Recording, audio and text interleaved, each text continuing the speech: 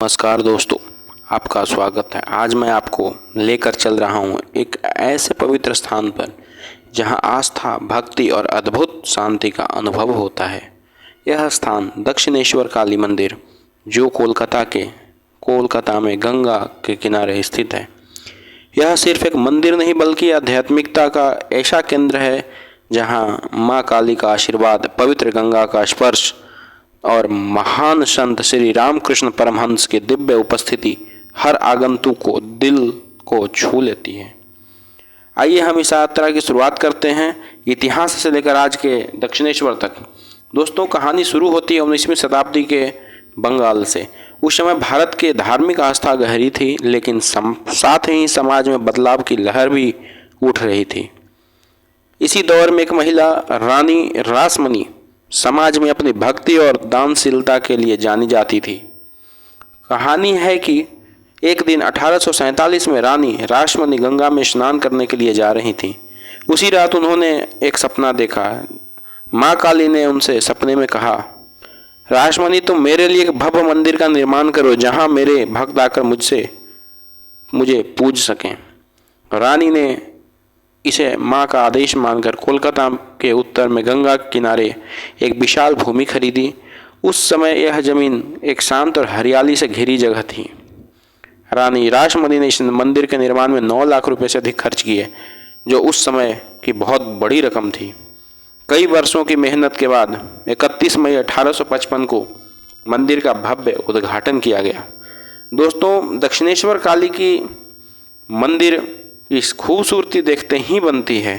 यह एक नवरत्न शैली में बना है, मतलब 9 शिखरों वाला बंगाली वास्तुकला का अद्भुत उदाहरण। मुख्य मंदिर सफ़ेद और हल्के पीले रंग से सजा हुआ है। ऊंचाई जिसकी लगभग 30 मीटर है। गर्भगृह में माँ भद्रकाली की प्रतिमा स्थापित है।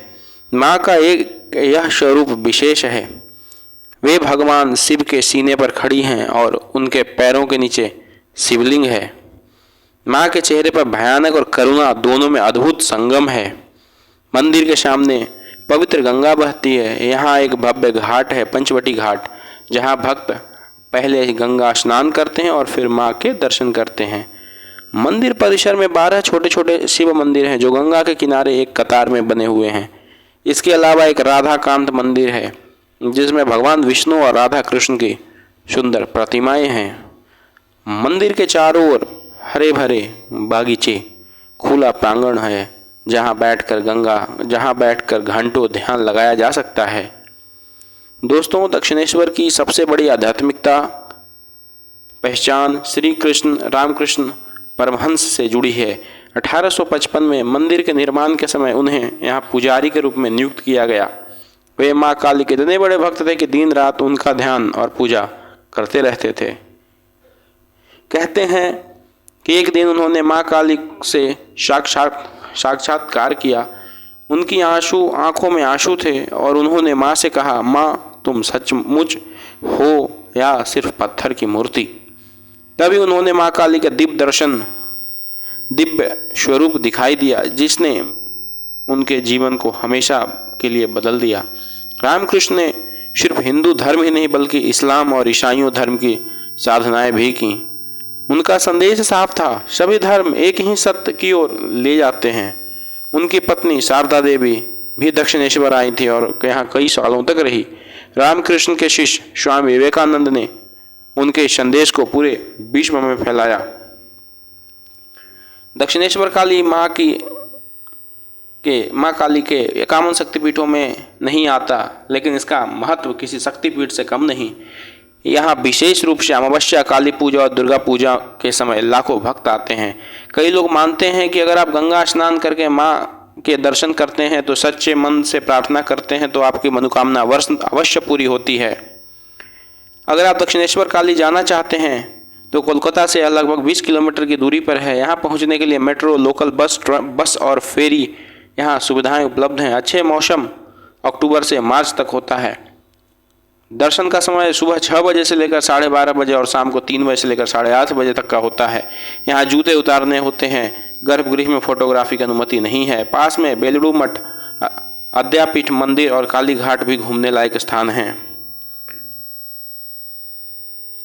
कई भक्त यहाँ अपने अनुभव बताते हैं। किसी को बीमारी से मुक्ति मिल जाती है, किसी को आर्थिक समस्याएं खत्म हो जाती है, तो किसी के रिश्ते सुधर जाते हैं। प्रसिद्ध कहानी है, एक बार रानी रासमणी के पास मंदिर का निर्माण रोकने की सलाह आई, लेकिन उन्होंने माँ काली पर भरोसा रखा और आज यह मंदिर लाखों की आस्था का केंद्र बना हुआ है। रामकृष्ण परमहंस की माँ को पुकारने वाली घटना भी लोगों को भावुक कर देती है। जब वे घंटों रोते रहे और माँ ने उन्हें दर्शन दिए। तो दोस्तों, 19वीं शताब्दी के बंगाल पुनर्जागरण में यह मंदिर आध्यात्मिक केंद्र था। यहाँ से कवियों, कलाकारों और संत को प्रेरणा मिली। रानी रासमणी को और रामकृष्ण परमहंस से जुड़ी कई लोककथाएं आज भी जीवित हैं। तो दोस्तों, दक्षिणेश्वर काली सिर्फ एक मंदिर नहीं बल्कि भक्ति, प्रेम और सत्य की एक खोज का प्रतीक है।